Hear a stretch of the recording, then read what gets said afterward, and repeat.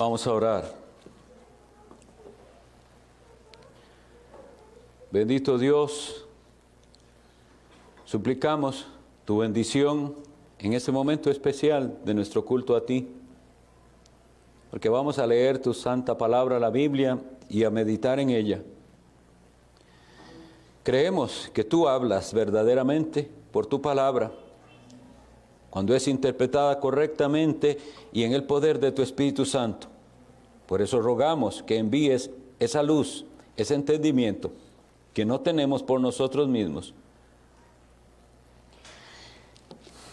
Tú sabes, tú conoces el estado de nuestra alma y de nuestra conciencia. Tú sabes quién en esta tarde sufre, quién tiene angustias y penas en el alma. Tú sabes quiénes han tropezado, quiénes están en pecado. Todos lo sabes tú. Todos nosotros, individualmente y como iglesia, te necesitamos. Sé propicio a nosotros. Oh Señor, lo pedimos en el nombre de Jesús. Amén. Pueden tomar asiento.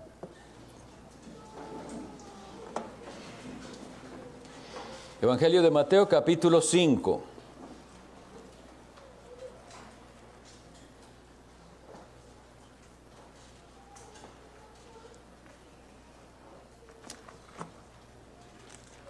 Mateo capítulo 5, leemos los primeros 12 versículos.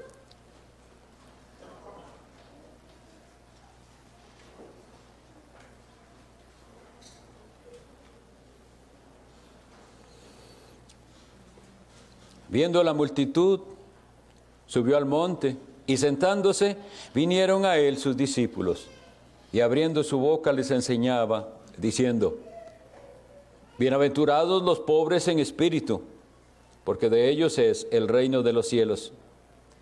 Bienaventurados los que lloran, porque ellos recibirán consolación.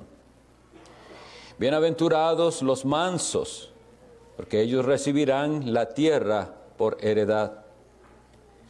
Bienaventurados los que tienen hambre y sed de justicia, porque ellos serán saciados.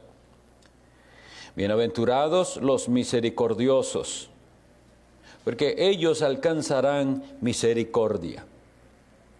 Bienaventurados los de limpio corazón, porque ellos verán a Dios. Bienaventurados los pacificadores, porque ellos serán llamados hijos de Dios. Bienaventurados los que padecen persecución por causa de la justicia, porque de ellos es el reino de los cielos. Bienaventurados sois cuando por mi causa os vituperen y os persigan y digan toda clase de mal contra vosotros, mintiendo. Gozaos y alegraos, porque vuestro galardón es grande en los cielos, porque así persiguieron a los profetas que fueron antes de vosotros. El Señor añada bendición a esta lectura de su palabra. Hemos iniciado una serie de predicaciones en este fragmento, así que lo vamos a estar leyendo cada día del Señor por la tarde, las 8 bienaventuranzas, con un enfoque, como siempre, evangelístico. Y cada día va a ser necesario, por si acaso hay visitas y no escucharon la exposición anterior, dar una breve referencia de la exposición anterior. Esto lo iniciamos hace 8 días y entonces se fue expuesto el versículo 3 que nos dice que son bienaventurados los pobres en espíritu, porque de ellos es el reino de los cielos.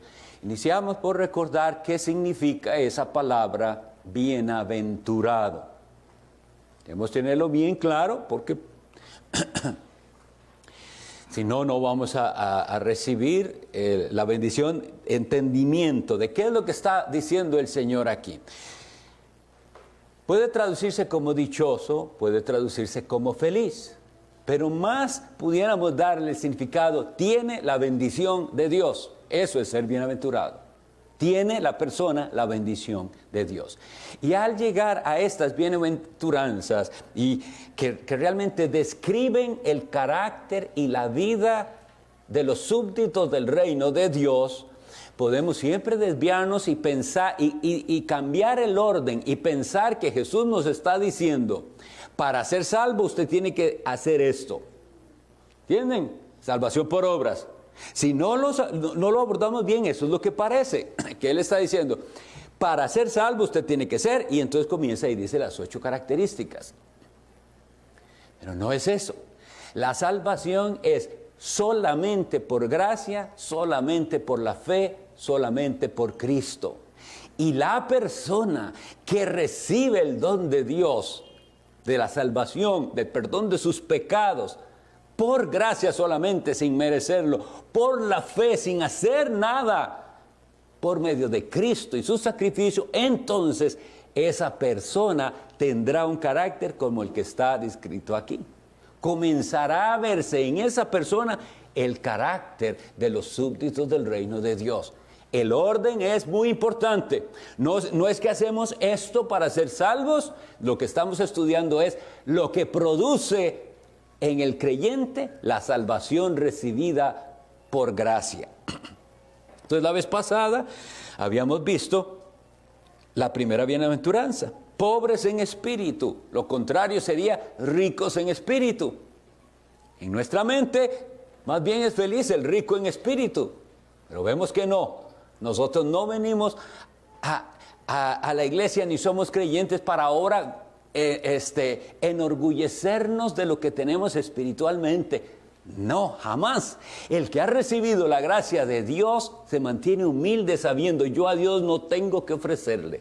Yo a Dios vengo como extendiendo la mano como hace un mendigo. No tengo nada, pero dame. Ese es el pobre en espíritu. El que tiene la otra actitud es el que mencionaba el pastor en la mañana. Es el que al orar piensa en todo lo bueno que es él, en todo lo que ha dejado de hacer y en todo lo que sí hace. Ese se cree rico, pero no lo es. Está confiando en sus obras que, según dice la Sagrada Escritura, para Dios son como trapos sucios. Entonces, no, estas bienaventuranzas no las vamos a entender como actitudes que le hacen a la persona ganar algo extra en el cielo.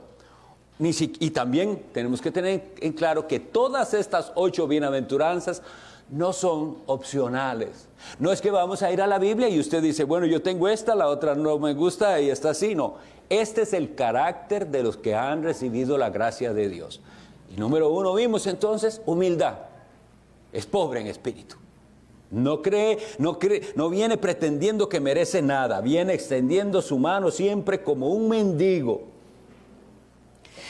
Y vamos a ver entonces que hay un cambio tan grande en el corazón, que las cosas, las prioridades cambian de una manera tan tremenda, que lo que el mundo ve bien, ya nosotros no lo vemos bien. Y esta bienaventuranza nos hace pensar en ello. Oigan, es el versículo 4 lo que vamos a estudiar hoy. Bienaventurados los que lloran, porque ellos recibirán consolación. Es un estándar completamente diferente al del mundo. Yo les pregunto, ¿quién llora y por qué llora alguien? Y entonces ahora le pregunto, usted mismo, ¿cuándo fue la última vez que lloró? ¿Y por qué lloró? Les digo que es un estándar completamente contrario al del mundo, porque en el mundo dichoso el que nunca llora, dichoso el que vive de fiesta en fiesta y de jolgorio en jolgorio y nunca se le ve triste y siempre anda haciendo chistes, y ese es el feliz en el mundo. Ese es el bienaventurado para el mundo. Pero ¿qué dice Jesús? Los que lloran. Entonces, quisiera que piense otra vez y haga un poquito de memoria. ¿Cuándo lloró usted la última vez? ¿Y por qué lloró? Porque también hemos de ver que este versículo no puede significar lo que a simple vista de que todo el que llora es bienaventurado, porque hay muchas razones para llorar que no son de los bienaventurados.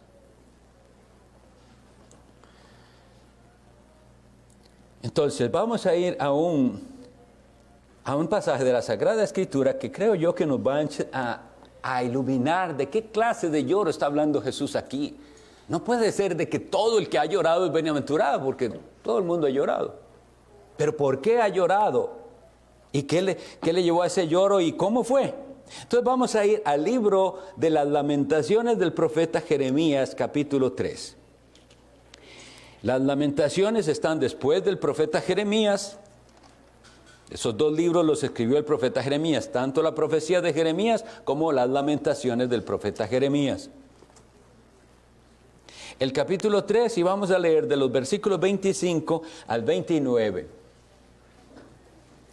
Y van a ver, creo yo, que en este fragmento podremos comprobar que el estándar del que Dios está hablando, nuestro Señor Jesús, no es el del mundo. Capítulo 3 de las Lamentaciones, versículo 25.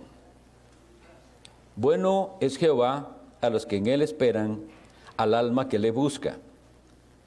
Bueno es esperar en silencio la salvación de Jehová. Bueno le es al hombre llevar el yugo desde su juventud, que se siente solo y calle, porque es Dios quien se lo impuso.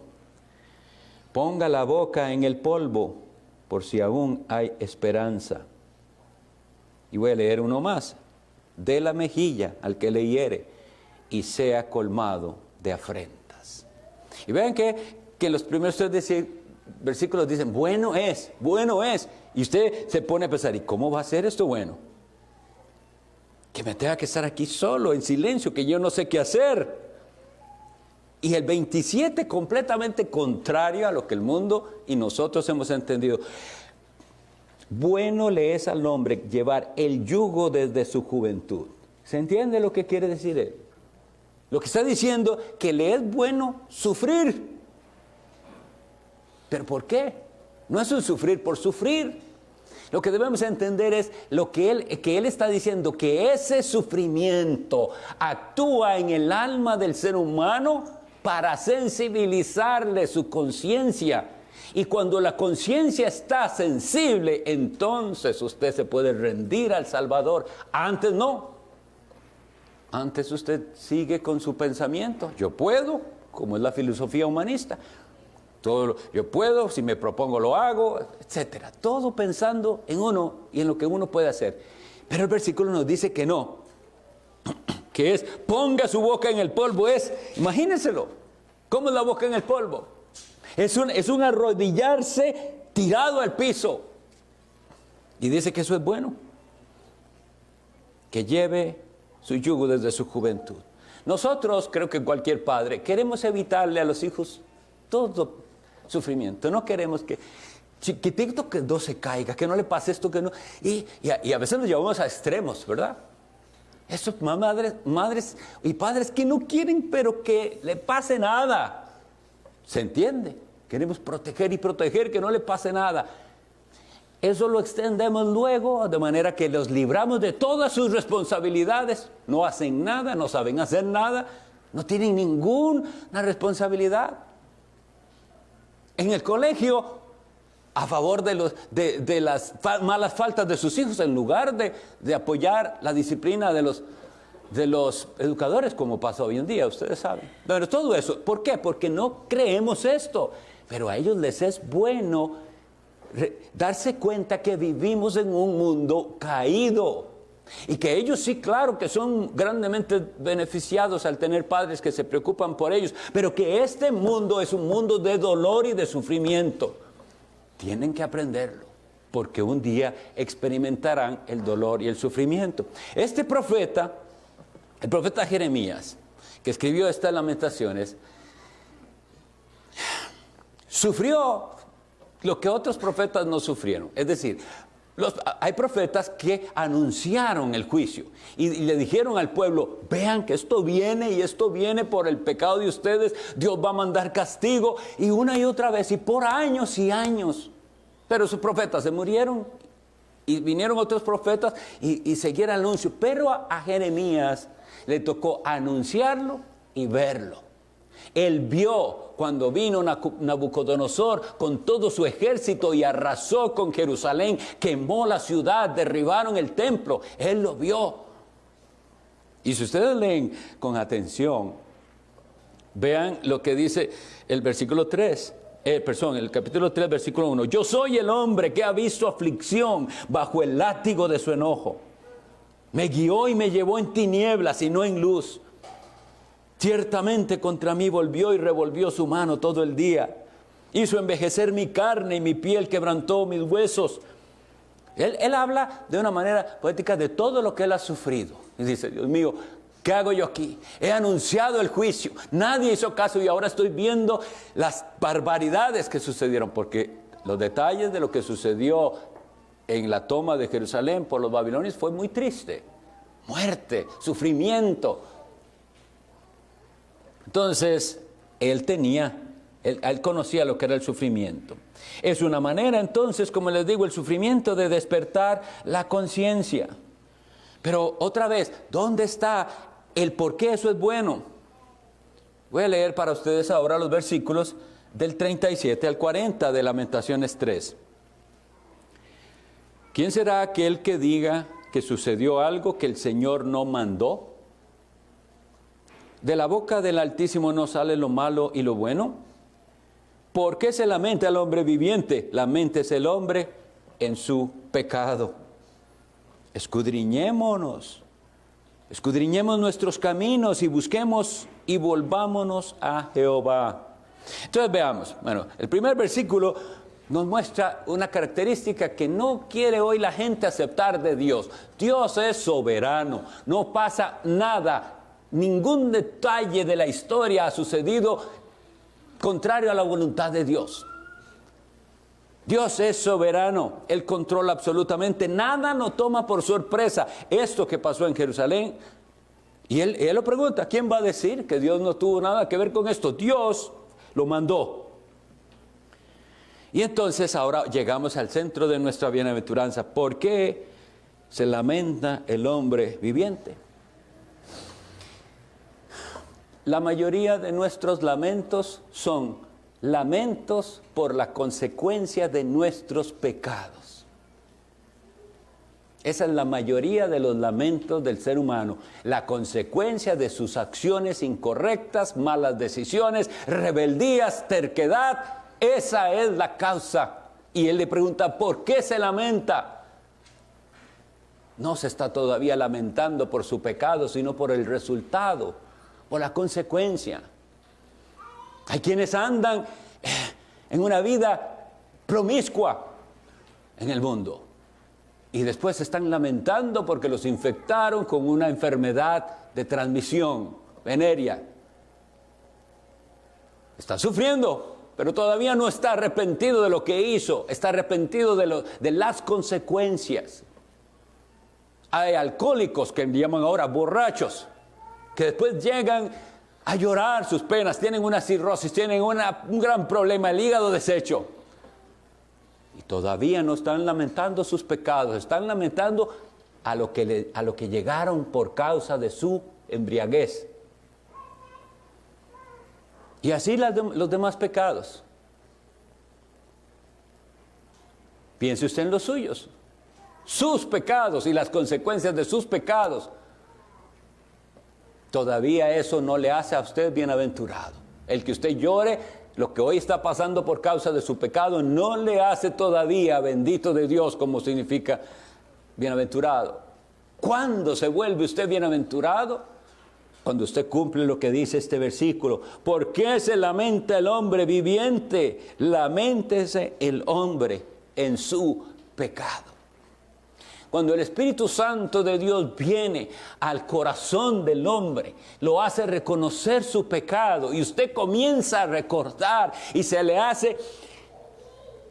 comienza a vivir en su mente las veces que ha ofendido a Dios con sus palabras. Y se lamenta, ¿cómo dije eso? Las veces que usted vio lo que no debió ver. ¿Por qué vi eso? Y le duele.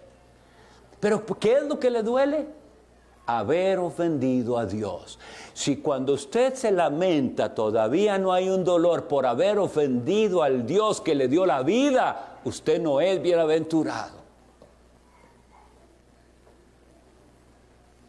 La situación, debo insistir en esto, la situación que tiene hoy triste a muchas personas, incluso aquí presentes, la situación que los tiene tristes no es su pecado, sino las consecuencias de él. Y usted debe buscar el verdadero arrepentimiento. Debe hacer como dice el profeta, laméntese de haber ofendido a Dios.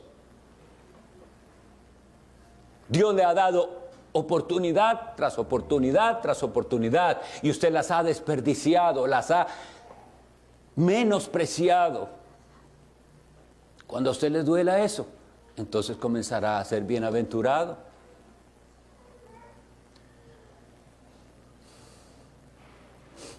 El que recibe la verdadera consolación, recibe la paz. ¿Por qué? Porque ya no carga más con aquel peso en su conciencia. Pero vuelvo a explicarlo un poquito mejor. Hasta que el Espíritu Santo no actúe en su corazón, no hay peso de conciencia. Lo que hay es ese remordimiento de lo que usted está viviendo a causa de sus pecados, pero no una conciencia dolida por haber dañado a Dios. Cuando el Espíritu Santo actúa y usted entonces sí se siente dolido de haber ofendido a Dios, entonces usted comienza a estar en el camino correcto, porque el Espíritu Santo le va a llevar a ver la cruz de Jesús y le va a mostrar, mire, usted merece castigo por lo que hizo, por lo que dijo, por lo que no hizo, por la mala decisión que tomó, por su rebeldía, por lo que sea, merece. Pero mire la cruz del Salvador. Ahí está Él derramando su sangre para pagar por sus pecados. Y sabemos que esto pasó hace 2000 años, pero es tan real como si estuviera sucediendo hoy. De aquella fuente, como dicen los himnos, sigue fluyendo el perdón. Y entonces experimentaremos la bienaventuranza.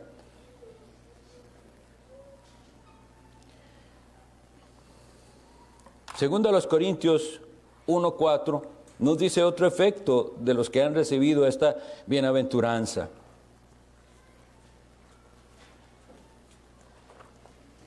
Segunda a Corintios 1:4, yo puedo leer para ustedes. 1, 3 y 4. Esta es una oración del apóstol Pablo y vean la preciosa. De un bienaventurado, de uno que lloró y recibió la bienaventuranza. Dice, bendito sea el Dios y Padre de nuestro Señor Jesucristo, Padre de misericordias y Dios de toda consolación, el cual nos consuela en todas nuestras tribulaciones, para que podamos también nosotros consolar a los que están en cualquier tribulación, por medio de la consolación con que nosotros somos consolados por Dios. Una vez que usted ha recibido de Cristo el perdón de sus pecados, la carga ha sido quitada, pero no significa de ninguna manera que de ahí en adelante a usted le va bien en todo, no se volvió a enfermar, no volvió a tener problemas con nadie, lo financiero todo excelente. No es cierto. Vendrán muchas tribulaciones en la vida, pero usted seguirá siendo de aquellos bienaventurados que lloran, porque recibirán consolación. Porque de esa fuente que recibimos la consolación, que es la cruz de Cristo, fluye todo lo necesario para enfrentar esta vida que es como un caminar, un peregrinaje hacia Dios. En ese camino vendrán tribulaciones, aquí lo dice.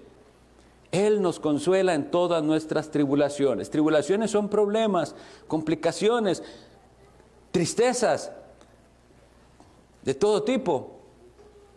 ¿Y para qué lo hace el Señor?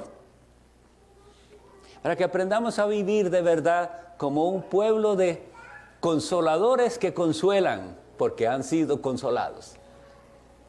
Usted recibió del Señor la consolación, el perdón. Usted recibe de Dios la capacidad de pasar por esta vida en medio de terribles sufrimientos, que sea, pero sin negar jamás la fe y con una esperanza y confianza en Jesús. Y con eso usted se la da a otros. Eso es lo que genera. Dice, el cual nos consuela en nuestras tribulaciones. ¿Para qué? Para que también nosotros podamos consolar a los que están en cualquier tribulación ¿Y cómo lo hacemos? Por medio de la consolación con que nosotros somos consolados por Dios. La religión, la fe de algunos es tan fría, no es la de la Biblia.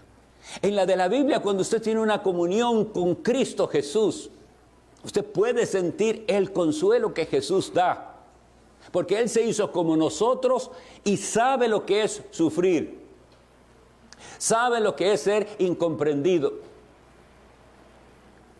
sabe lo que es ser mal juzgado, sabe lo que es ser ofendido y todo lo que ustedes saben que luego ocurrió en su pasión y muerte. Pero fue toda una vida de sufrimiento. No olvidemos eso. Esa semana y ese martirio que él recibió es espantoso, sí, pero no olvidemos que fue toda una vida de sufrimiento. Porque él era el perfecto, santo, inocente Hijo de Dios en medio de un mundo lleno de pecadores, lo cual no era nada fácil para él soportar. Siempre quiero poner esos ejemplos para que los imaginemos. ¿Cómo sería ser un niño santo y perfecto, pero en medio de un montón de niños malos, peleones, egoístas? Y él mantenerse santo y puro. ¿Cómo sería ser un joven que quería conocer de su padre, que estaba interesado en las escrituras, pero todos los que le rodeaban no tenían ningún interés en ello? Ni siquiera sus padres lo comprendían bien. ¿Recuerdan a los 12 años? Cuando él les dice, ¿por qué me buscabais? En los negocios de mi padre yo debo estar. Y sus padres tampoco entendían. Y eso tenía que sufrirlo él. Y como adulto, ¿cuántas veces él mismo lo expresó, el dolor que sentía de ver tantísima incredulidad? Y le decía a los pueblos donde andaban, ¡ay de ti, Corazín! ¡Ay de ti, Betsaida! Eran lugares donde él había predicado. Dice, porque si en la antigüedad se les hubiera dado lo que yo les estoy dando a ustedes, ellos se hubieran arrepentido. ¿Por qué son tan incrédulos? Y a él le dolía. Él es un ejemplo de los que lloran por una causa correcta. Y eso nos recuerda otra cosa. Seamos conscientes, muchos de nuestros lloros no son válidos. Son simplemente berrinches con respecto a las providencias de Dios. Y tenemos que pedir al Señor, queremos ser de los bienaventurados, queremos de veras a enfrentar el sufrimiento y el dolor, pero correctamente, confiando en la consolación de que el Señor es el que controla todo. Si eso lo tuviéramos bien presente, para y alivia nuestro sufrimiento. No se comporte usted como el niño malcriado que si no es como él quiere, entonces patalea y pega gritos. No está bien. Tenemos que creer que es nuestro Padre amoroso, que Él ha decidido alguna aflicción para nuestra vida. Él lo ha decidido. Yo sé que eso no se predica, pero lo leímos ahí. Todo proviene de Él. Y Él es el que determinó cada cosa que pasa en su vida, buena o mala, satisfactoria o dolorosa, viene de Dios. Pero ese Dios en el que creemos nosotros, vean lo que dice. Volvemos a Lamentaciones capítulo 3.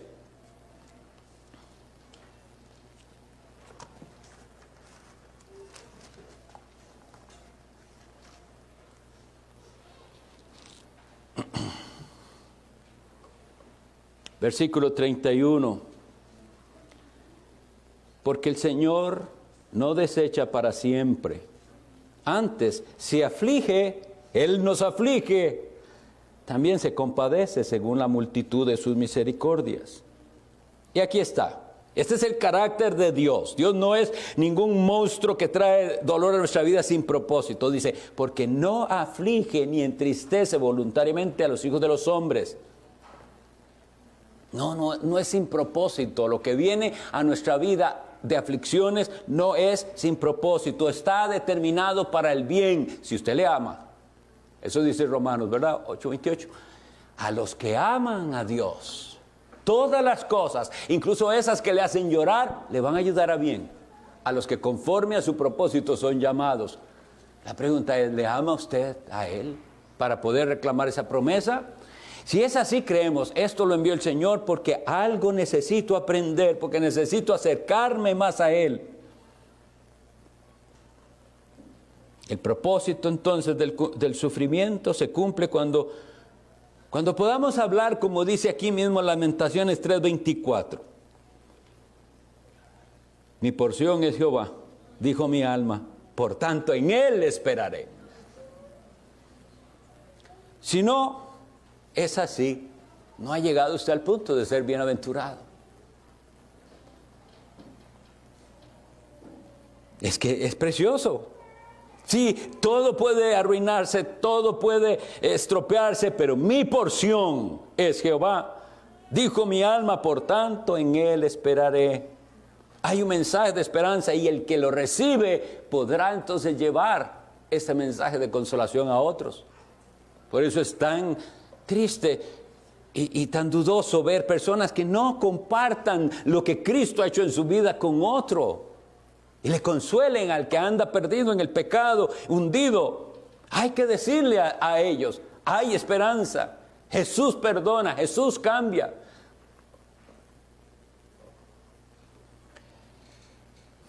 Esto es algo que tenemos que tener muy en cuenta, que hoy se puede recibir consolación y perdón para llorar nuestros pecados y recibir ese perdón. Y no posponerlo y posponerlo y posponerlo hasta que llegue el día en que Jesús dice, allá será el lloro y el crujir de dientes. Oiga, el lloro, pero ya ese lloro no tendrá consolación. ¿De qué está hablando? Ahí será el lloro.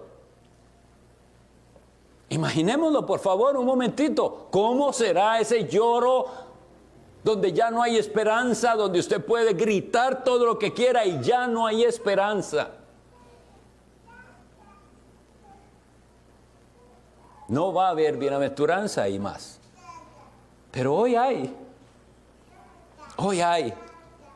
Y hay dos ocasiones lindísimas en el Apocalipsis, donde el Señor repite esa frase para los suyos. En Apocalipsis 7:17 dice así, yo lo leo, hermanos. Porque el Cordero es Jesucristo, que está en medio del trono, los pastoreará. Él es nuestro buen pastor. Y los guiará a fuentes de aguas de vida. Y Dios enjugará toda lágrima de los ojos de ellos. Apocalipsis 21:4. Enjugará Dios toda lágrima de los ojos de ellos. Y ya no habrá muerte, ni habrá más llanto, ni clamor, ni dolor, porque las primeras cosas pasaron. ¿Cree usted esto? Esta es la palabra de Dios. ¿Cree usted esta promesa? Esta promesa nos dice que un día será ya detenido para siempre el mal, que es el que trae sufrimiento. Y la imagen de enjugar las lágrimas de alguien es lo más precioso si usted logra entenderla. Porque cuando usted ve a alguien llorar, usted tiene la gran incomodidad de qué hacer. Está llorando y llorando, no piense, ¿qué hago? Le doy un abrazo, le digo, ¿qué le digo? ¿Cómo? Pero aquí es un enjugar, es Dios mismo a su lado, secándole sus lágrimas y diciéndole, ya no tiene por qué llorar nunca más. Nunca más. No más un sufrimiento, no más tribulación, porque ya no hay mal. Paz completa en Jesús. Paz completa para los que tienen a Jesús. Eso es lo que tenemos que hacer. Entonces, ya vimos que bienaventurados son los que lloran sus pecados, se arrepienten. Y ellos recibirán consolación. Aquí y al final. Y ellos son capacitados por Dios para llevar la consolación a otros. Si usted necesita, nosotros estamos para servirle. Si usted necesita hablar sobre algo que hay en su corazón, una pena, un sufrimiento, una duda, busque a los ancianos de la iglesia o hermanos, porque no debe quedarse así. Hay esperanza en el Señor Jesucristo. Vamos a orar. Bendito Dios, te alabamos, te damos gracias porque tú nos hablas, tú verdaderamente hablas por tu palabra, por tu espíritu. A ti damos gloria y honra y alabanza, oh Dios. No permitas que salgamos de este lugar indiferentes a lo que tú nos has dicho. Doblega, Señor, nuestra voluntad. Sensibiliza nuestros corazones endurecidos. Y llévanos creyendo este mensaje y compartiendo este mensaje de esperanza. Porque hay esperanza en Jesús tu Hijo. A Él sea la gloria por siempre. Amén. Que Dios los bendiga a todos. Tengan una excelente